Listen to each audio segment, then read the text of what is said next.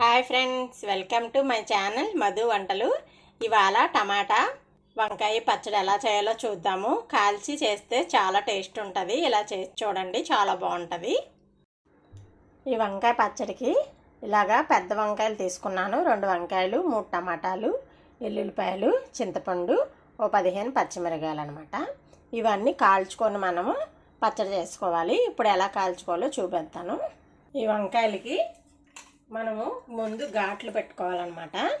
ఇలాగా ఘాట్లు పెట్టుకుంటే లోపల బాగా ఉడుకుతుంది కాల్చినప్పుడు. చిన్న సైజు అన్న తీసుకోవచ్చు, మనకి ఏ దొరికితే అవి తీసుకోవచ్చు.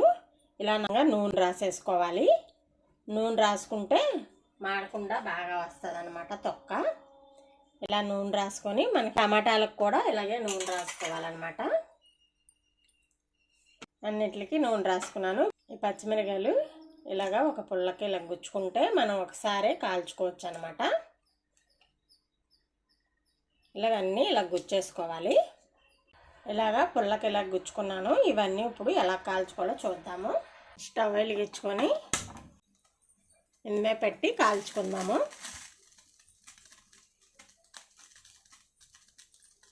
పెద్ద వంకాయలు కాబట్టి మీడియం ఫ్లేమ్లో పెట్టి కాలిస్తే మాడిపోకుండా లోపల ఉడుకుతుంది అన్నమాట. ఒక పక్క కాలేక ఒక పక్క తిప్పుకుంటూ ఉండాలి. ఇలాగ బాగా తిప్పుకొని కాల్చుకోవాలన్నమాట. ఇలాగ బాగా కాల్చేసుకోవాలి. ఇప్పుడు ఇది పక్క తీసేసుకుందాము. ఇప్పుడు టమాటాలు కూడా వేసి ఇవి కూడా బాగా కాల్చుకుందాం. వంకాయ కాల్చేసాం కదా, ఇప్పుడు ఈ తొక్క అంతా ఇలా తీసేసుకోవాలన్నమాట. ఇలాగ బాగా వచ్చేస్తుంది. తొక్క అంతా కాలిపోయింది. ఇలా నీట్గా శుభ్రంగా తీసేసుకొని ఇలాగే టమాటాలకి వాటికి కూడా తొక్క తీసేసుకోవాలి. తీసేసుకుంటే మీకు రుబ్బురోలు కానీ సన్నికాయలు కానీ ఉన్నదనుకోండి, అందులోని రుబ్బుకుంటే ఇంకా బాగుంటుంది. రోటి పచ్చడిలా ఉంటుంది అనమాట. లేవైనా అనుకుని మిక్సీలో వేసుకుంటే కచ్చబెచ్చా వేసుకోండి, మరీ మెత్తగా కాకుండా, అప్పుడు టేస్ట్ బాగుంటుంది.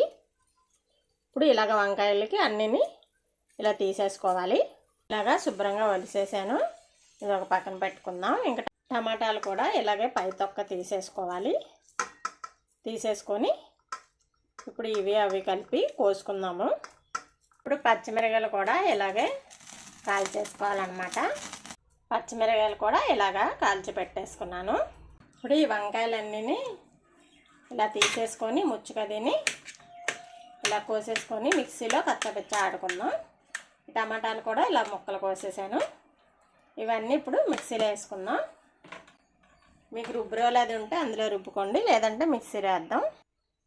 ఈ మిక్సీ జార్లోని 1 స్పూను జీలకర్ర, నిమ్మకాయ సైజు అంతా చింతపండు, ఇప్పుడు ఎల్లుల్లిపాయలు, పచ్చిమిరకాయలు పెట్టుకున్నాం కదా కాల్చి, ఇవి కూడా వేసేసుకోవాలి.